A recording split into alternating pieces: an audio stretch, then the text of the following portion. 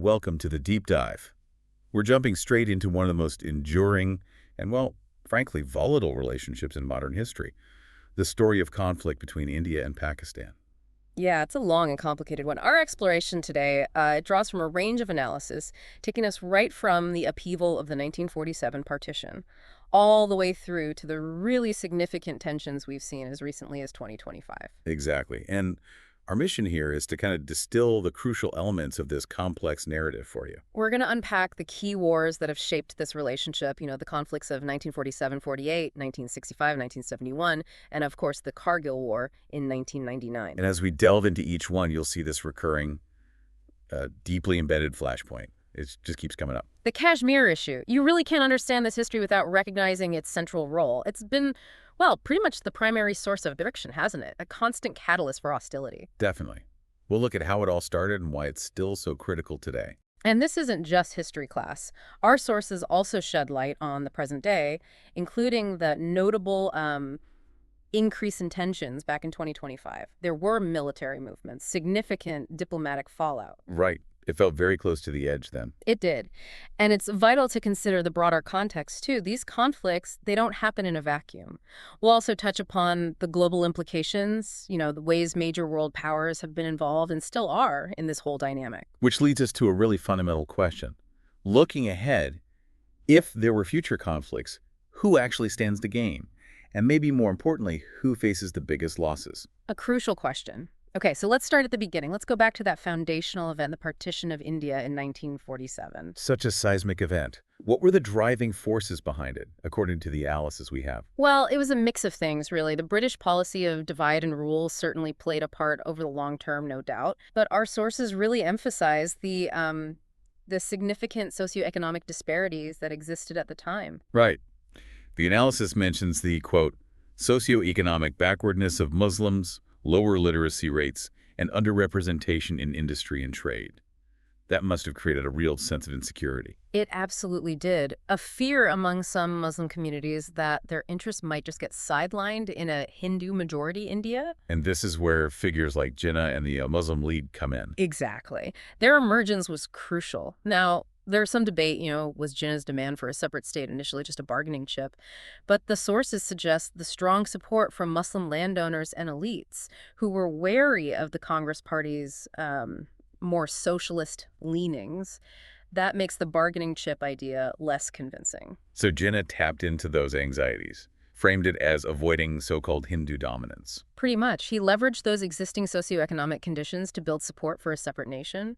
And you saw that momentum in the 1946 elections. The Muslim League did very well in Muslim-majority areas. And other factors contributed too.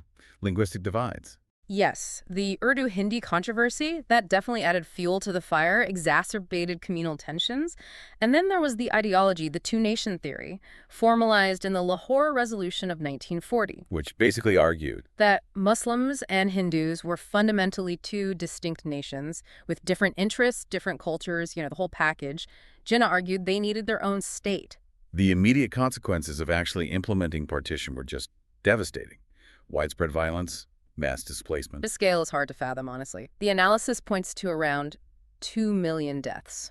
2 million, and about 14 million people displaced between India and Pakistan. It's called one of the largest population movements in history in our sources. And the way the border was drawn so hastily, that just made everything worse, didn't it? Absolutely. The Radcliffe Line, drawn up so quickly, it literally cut through communities, villages, even houses sometimes. It fueled these mass religious migrations, people desperately trying to get to the right side. And the violence, particularly in places like Punjab and Kashmir. Unbelievably brutal. Communal violence flared up intensely in those border regions. They really bore the brunt of the bloodshed. And it wasn't just the violence, the conditions people faced. Terrible. Our sources mention monsoon floods hitting refugee camps, outbreaks of cholera, dysentery, just adding layers of suffering onto an already horrific situation. Yeah. And it's right in the middle of this chaos that the Kashmir issue really takes root. Right. So the British leave and the princely states have a choice. India, Pakistan, or independence. Pretty much. Though they were advised, consider geography, consider the population's makeup. And Kashmir was the complex one. Muslim-majority population, but a Hindu ruler, Maharaja Hari Singh. That's the crux of it. And Hari Singh, well, he initially wanted independence. Plus, Kashmir's location was incredibly strategic borders with Tibet, Xinjiang, Afghanistan, Pakistan. Everyone wanted it. Pakistan's argument was based on the population. Yes, they insisted Kashmir should join them because of its Muslim majority. Made sense from their perspective, following the logic of partition. But India's claim rested on something else entirely. On legality. India's stance was, the ruler decides. Once Maharaja Hari Singh legally acceded to India, that was it. Kashmir was part of India. And that decision to accede, it happened under pretty extreme duress, didn't it? Extremely. October 1947, Pakistan-backed tribal militias invade Kashmir. And our sources are clear, these weren't just random militias, they had support from elements of the Pakistan army. So the Maharaja was facing an invasion. Exactly. He asked India for military help urgently. And India says, "We'll help if you sign the instrument of accession," which he did on October 26, 1947. so the accession happens, but there was a catch, wasn't there, with Lord Mountbatten? Yes, Mountbatten, as Governor General, accepted the accession but added a crucial proviso. The final decision should rest with the people of Kashmir through a plebiscite once things settled down. Ah, the plebiscite, a word we'll hear a lot. Mm-hmm. But India's interpretation focused more on the legality of the signature itself. Precisely. That difference in interpretation, the legality of the accession versus the condition of a plebiscite, became a fundamental, enduring point of disagreement, and it led directly into the First War. The 1947-48 war, the First Kashmir War, Yeah. triggered by that tribal invasion. Right. October 22nd, 1947, the invasion starts. The aim was clearly to annex Kashmir by force. So, the Maharaja asked for help, India accepts the accession, and then Indian troops arrive. They were airlifted straight into Srinagar, a crucial move that likely saved the capital from falling to the invaders. Then came the fighting, fierce battles in places like Uri, Baramulla, Jammu. And Pakistan's involvement became more direct over time. Yes. Initially, it was primarily these irregular tribal forces, but by April 1948, the regular Pakistan army was openly involved in the fighting. What were the main strategies here? What was each side trying to achieve militarily? Well, Pakistan aimed to block India's advance towards Muzaffarabad, which is now the capital of Azad Kashmir, and also secure Poonch and other key areas near their border. India, on the other hand, wanted to push the invaders out, encircle Muzaffarabad, and they also launched an offensive towards Tithwal. But honestly, our sources note the improvised nature of the war, especially early on. Neither side had a fully baked plan initially. But there were definitely some key battles that shaped the outcome. Oh, absolutely. The Battle of Badgam was significant. Then there was Operation Vijay, the capture and later recapture of Jangar, the Battle of Nashera. The liberation of Poonch was a major objective for India. And critically, Operation Bison secured the Zojila Pass, which was vital for controlling access to Kargil and Ladakh. So how did this first round end? It ended with a UN-mediated ceasefire that came into effect on January 1st, 1949, and it established a ceasefire line, which, eventually became the line of control, or Lahore. Effectively dividing Kashmir. Exactly. India ended up controlling about two-thirds the Kashmir Valley, Jammu, Ladakh. Pakistan controlled the remaining third, what they call Azad Kashmir, and also Gilgit-Baltistan. But the core issue, the status of Kashmir itself, was left unresolved. Still hanging fire. Completely unresolved. And this first war had a lasting impact on military thinking. Pakistan saw the value, or perceived value, of using irregular forces, proxy warfare. India, meanwhile, really doubled down on the need for conventional readiness protecting its borders. It also kicked off the arms race between them. So the UN steps in. We get UN Security Council Resolution 47. What did that propose? Okay, Resolution 47 passed in April 48. It was a key early attempt at resolution. It called for a democratic decision through a free and impartial plebiscite. Basically, let the Kashmiri people decide India or Pakistan. And what were the steps needed for this plebiscite to happen? It laid out a sequence. First, Pakistan had to withdraw its tribesmen and nationals. Then, India was to reduce its forces to a minimum level needed for law and order. After that, a UN-appointed plebiscite administrator would oversee the vote. And later UN resolutions backed this up, the UNCIP ones. Correct. The UN Commission for India and Pakistan UNCIP passed resolutions in August 48 and January 49. They reiterated the call for a plebiscite, the right to self-determination for Kashmiris, and laid out more procedural details. But it never happened. Why not? What went wrong? Well, multiple things. There were immediate disagreements on how the demilitarization should work, who disarms first, how much. India insisted Pakistan hadn't fully withdrawn its forces as required by the first step. Then, politics changed. India's enthusiasm for a plebiscite cooled significantly over time. And India started arguing that the plebiscite wasn't necessary anymore. Right. They pointed to the Jammu and Kashmir Constituent Assembly ratifying the accession in 1954, saying that represented the people's will. They also cited Pakistan joining U.S.-led military alliances in the 50s as changing the context. Pakistan's view. Pakistan consistently argued India was just blocking the plebiscite, despite agreeing to it initially. And it's worth noting, the sources point out, the UN Security Council actually rejected India's argument that local elections were the same as a plebiscite on accession.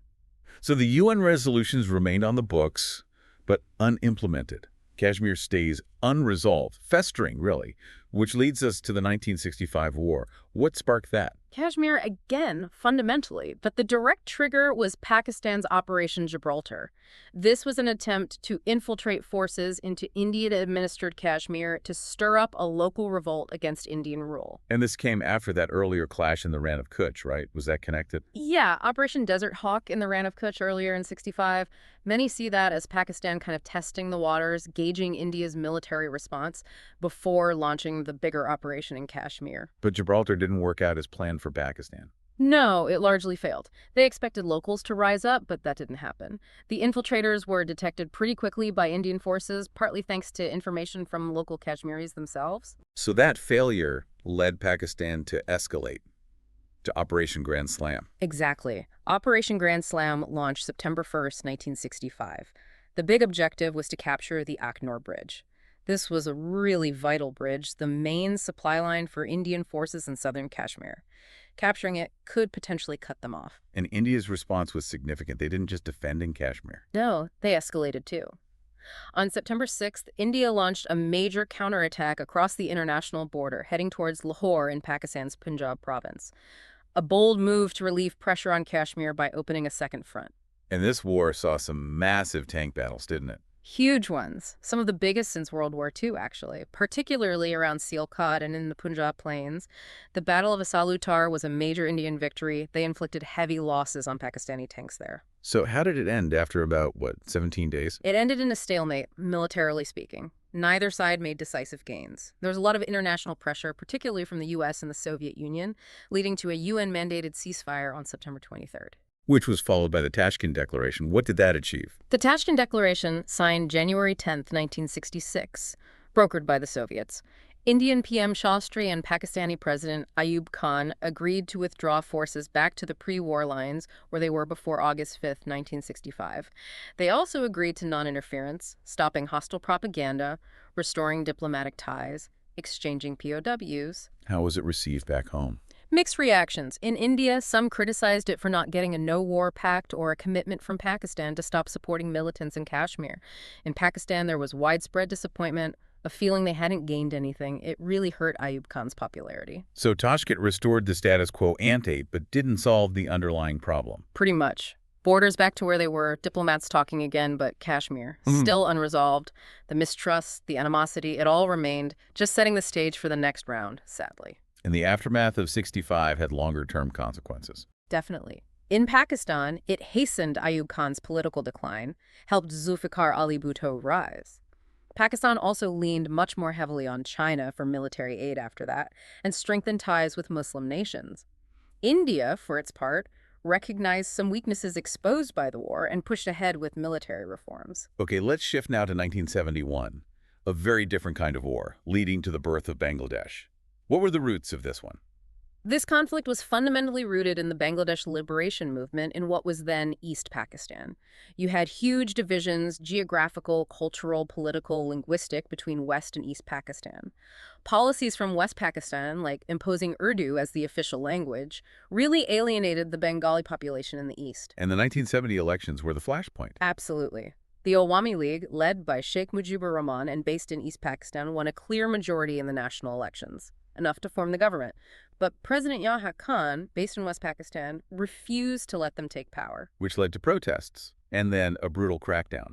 Mass protests, civil disobedience across East Pakistan, and then in March 1971, Yahya Khan launched Operation Searchlight, a horrific military crackdown. Widespread atrocities, killings. Estimates range from 300,000 dead to maybe even 3 million. Just unimaginable brutality. And this triggered a massive refugee crisis into India. Millions of Bengalis, mostly Hindus, fled across the border into India. A huge humanitarian catastrophe, but also a massive security and economic burden for India. This is when the Mukti Bahini emerges, the resistance fighters. Yes, the Mukti Bahini Bengali resistance fighters, many ex-military, but also lots of civilians rose up. And India started providing support, training, weapons, sanctuary. Why did India decide to intervene directly? A mix of reasons. Strategic reasons, wanting to stop the refugee flow, seeing an opportunity to weaken Pakistan, assert regional dominance, but also genuine humanitarian concerns about the atrocities. The final trigger for formal Indian intervention was Pakistan launching Operation Chengiz Khan preemptive airstrikes on Indian air bases on December 3rd, 1971. So India enters the war. What was the strategy? India had a clear plan. Rapid advance in the east, offensive defense in the west, defense in the north. In the east, they moved fast, working closely with the Mukti Bahini, capturing key cities. The Indian Air Force gained air superiority quickly. The Navy blockaded East Pakistan using the aircraft carrier INS Vikrant effectively. And a key move was crossing the Meghna River. Yes, a brilliant tactical maneuver. It allowed them to bypass Pakistani defenses and directly threaten Dhaka, the capital of East Pakistan. Meanwhile, in the west, India fought defensively but held its ground, preventing Pakistan from making major gains there. And the war was incredibly short. Just 13 days. It ended with the surrender of over 90,000 Pakistani troops in Dhaka on December 16, 1971, a decisive victory for India and the Mukti Bahini. Resulting in independent Bangladesh. A massive geopolitical shift. Huge. India emerged as the clear regional power. For Pakistan, it was a devastating military and political defeat. This led to the Simla Agreement in 1972. What were its main points? Signed by Indira Gandhi and Zulfikar Ali Bhutto. The core idea was bilateralism, resolving issues between India and Pakistan directly without third parties. It converted the 1971 ceasefire line into the line of control, Law C, and committed both sides to respect it. It also dealt with returning POWs, normalizing relations, and crucially paved the way for Pakistan to eventually recognize Bangladesh. But again, did it resolve the fundamental issues, especially Kashmir? No. It emphasized bilateral talks, which India preferred, but the Kashmir dispute itself wasn't resolved, and Law C violations continued over the years. Our sources note Pakistan actually suspended the Simla Agreement in 2025 during those recent tensions, which just added more instability. And the 1971 defeat had a major impact on Pakistan's future military thinking. Profound impact. Realizing they couldn't likely win a conventional war against India, Pakistan shifted focus. More emphasis on asymmetric warfare, developing nuclear weapons as the ultimate deterrent. This is where you start hearing about concepts like bleed India with 1,000 cuts using proxies, low-intensity conflict. Right, let's jump ahead again to 1999, the Kargil War. What set this one off? This was Pakistan initiating things again. Operation Badr Pakistani soldiers, disguised as militants initially, infiltrated across the line of control in the Kargil sector. They occupied strategic, high-altitude posts on the Indian side. And the goal? To seize territory, cut off a key Indian supply route to Ladakh, the Srinagarli Highway, and force India to negotiate on Kashmir from a position of weakness. And this happened right after the Lahore Declaration, which was supposed to be about peace. Exactly. Just months after Vajpayee and Sharif signed the Lahore Declaration in February '99, aimed at de-escalation and dialogue. So the infiltration was a major breach of trust, a real setback. How did India find out? Initially, reports came from local shepherds in May '99. They noticed strangers occupying the heights. India then launched Operation Vijay Victory to push the infiltrators back. The Indian Air Force joined in with Operation Safe Sagar White Sea, providing crucial air support. And the fighting itself must have been incredibly difficult. Brutal. We're talking altitudes around 5,000 meters, incredibly steep, rugged terrain, extreme weather, battles for places like Tolling Hill, Tiger Hill, Point 4875, involved Indian soldiers making incredibly brave, costly uphill assaults against entrenched positions. What brought it to an end? International pressure played a role. A huge role. The international community, especially the U.S. under President Clinton, put intense pressure on Pakistan to withdraw. Clinton's meeting with Pakistani PM Nawaz Sharif was decisive. Pakistan eventually agreed to pull its forces back. And India retook the territory. Yes, by late July 1999, India had regained control of all the occupied peaks. July 26th is now celebrated as Kargil Vijay Diwaz, Victory Day in India. The human cost was high, over 500 Indian soldiers killed. Estimates for Pakistani casualties vary widely, from 400 to maybe 4,000. What were the long-term effects of Kargil, especially for India's military? It was a wake-up call for India. Exposed serious gaps in intelligence and surveillance along the Law Sea. Led to major defense modernization efforts. The Kargil Review Committee's report resulted in big changes, eventually leading to the creation of the Chief of Defense Staff post for better joint planning, new intelligence agencies like the DIA and NTRO, improved border infrastructure, better airlift capabilities, modern tanks like the T-90s. And in Pakistan, political consequences. Big time. It significantly increased tensions between the civilian government of Nawaz Sharif and the military, led by General Musharraf. This tension was a major factor in Musharraf's military coup in October 1999. Kargil also really drove home the danger that conventional war could break out between two nuclear-armed states. Okay, let's shift to the more recent period, post-August 2019, when India revoked Article 370, changing Jammu and Kashmir's special status. What were the immediate impacts of that? That was a huge move. Revoking the special status, splitting the state into two union territories directly ruled from Delhi. It fundamentally altered the political landscape. It took away many political rights residents had, particularly the Muslim majority, leading to widespread anger, feelings of disenfranchisement, and definitely a rise in separatist sentiment. And the immediate aftermath saw a heavy security presence and clampdown. Very heavy. Tens of thousands of extra troops deployed, thousands of Kashmiris detained, political leaders, activists, ordinary people. A massive communications blackout, internet, mobile phones cut off for months. Internet access was restored gradually later, but the initial clampdown was severe. What about the political process since then? Elections, representation. Well, promised state elections kept getting postponed. The redrawing of electoral constituencies faced criticism for allegedly favoring the Hindu-majority Jammu region and the ruling BJP. The mass detentions obviously hampered opposition parties. Legislative elections were finally held in 2024, but under the Union Territory status, meaning less autonomy. And you've also had protests in Ladakh, now a separate Union territory, demanding more autonomy. So lots of political uncertainty, concerns about self-determination. How about the economic situation in Jammu and Kashmir since 2019? Reports seem quite contradictory. They are. Independent reports, like one from the TFHRJK Forum, point to a definite slump in economic growth, NSDP, after 2019, falling per capita income, rising regional debt. Tourism, vital to the economy, took a huge hit from the uncertainty and restrictions. Agriculture, especially apples and saffron, faced problems with import policies and market access. Businesses suffered massively from shutdowns and the communication blackout.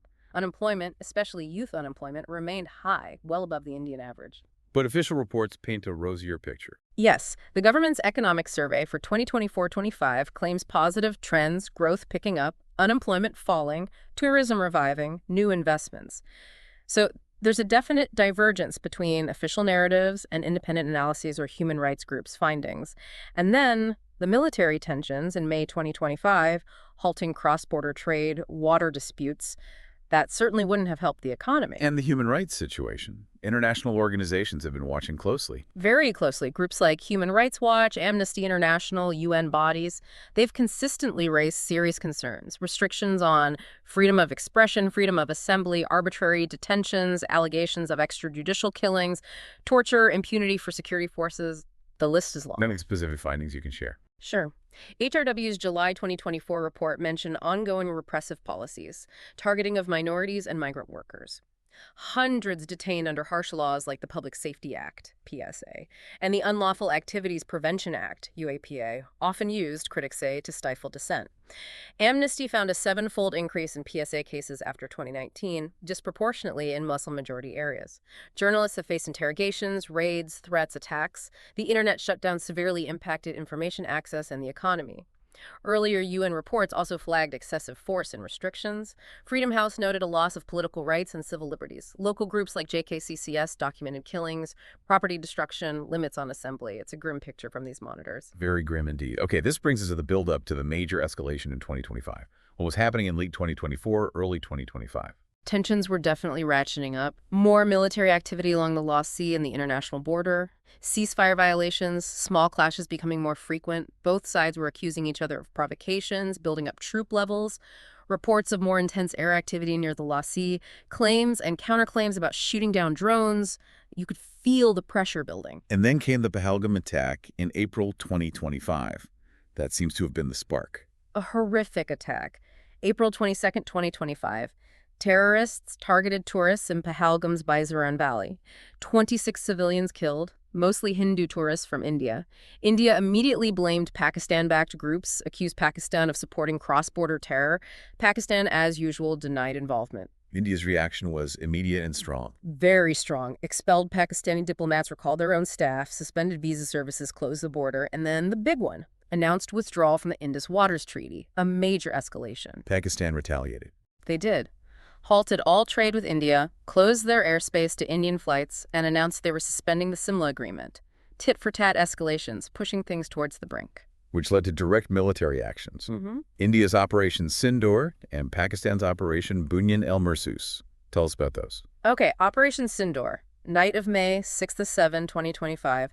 India called it retaliation for Pahalgam. Stated aim, target terrorist infrastructure in Pakistan, and Pakistan-controlled Kashmir. India emphasized it was targeted, precise, avoiding military targets, only hitting terrorist bases. Reported targets included Bahawalpur, Muridke, Kotli, Sialkot, Muzaffarabad, several others. India claimed they killed aides and family of Masood Azhar, the GEM leader, in Bahawalpur, and maybe 100 militants overall. And Pakistan's response, Operation Bunyan el-Mersus. Pakistan called the Indian strikes cowardly, claimed civilian areas and mosques were hit, citing at least 31 civilian deaths. They vowed retaliation and launched Operation Bunyan el-Mersi's Solid Wall on May 10th. Pakistan claimed they hit 26 locations in India using Fateh-2 ballistic missiles and armed drones. Targets supposedly included Pathankot and Udhampur airports, Udhampur Air Force Station, where they claimed, controversially, to have hit an S-400 battery BrahMos missile depots, brigade HQs near the Lost Sea. They also claimed cyber attacks took down part of India's northern grid and defaced websites. India denied the S-400 hit and downplayed the cyber attacks. Both sides claimed heavy casualties inflicted on the other. Yes, India claimed 35-40 Pakistani soldiers killed. Pakistan claimed 40-50 Indian soldiers killed, plus aircraft downed. Very hard to verify any of these claims independently in the fog of war. And during this, the Indus Waters Treaty and Simla Agreement suspensions were confirmed. Absolutely. India's suspension of the 1960 Indus Waters Treaty was a huge deal, potentially devastating for Pakistan's water supply and agriculture. Pakistan's retaliatory suspension of the 1972 Simla Agreement was also significant. It undermined the basis for the LoC and the principle of bilateral resolution, potentially making the situation even more unstable. And amidst all this, massive military buildups and intense propaganda. Huge buildups along the borders. The Indian Navy went on full combat alert, and yes, a fierce propaganda war. Media in both countries pushing national narratives, blaming the other side, exaggerating successes. Pakistani media reported quite extravagant claims about their strikes, which India dismissed as disinformation. How did the rest of the world react? What were the key international responses and mediation efforts? Widespread international alarm, calls for restraint from everywhere.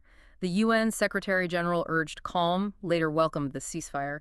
The U.S. was heavily involved, playing a key role in mediating that ceasefire. President Trump, Secretary Rubio were directly engaged. U.S. supported India's right to self-defense, but urged restraint. Main goal was preventing a wider war, especially nuclear escalation. What about China? China called India's operation unfortunate, urged restraint, offered to help de-escalate. Key interest for them is stability, protecting CPEC.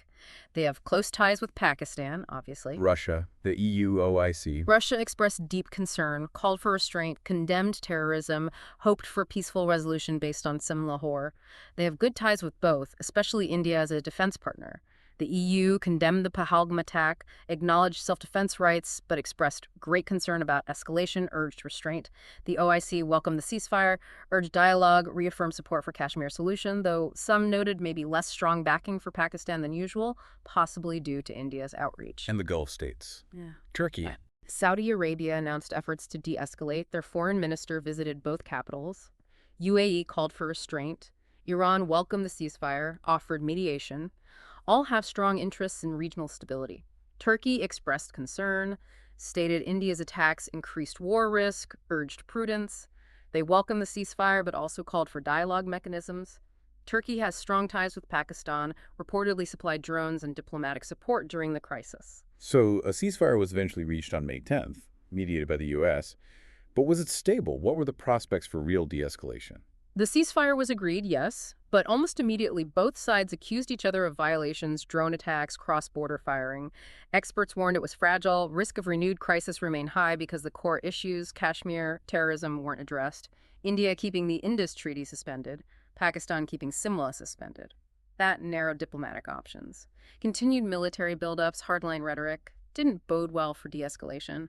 A planned military officials meeting offered a small hope, but lasting peace needs much more. Looking ahead then, considering this history and the 2025 scare, if a future full-scale war did happen, who could possibly win?